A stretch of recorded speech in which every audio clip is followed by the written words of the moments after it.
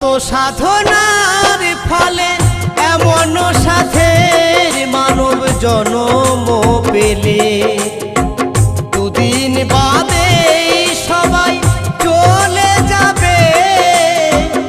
এই হরি নাম তুমি গাইবে কবে?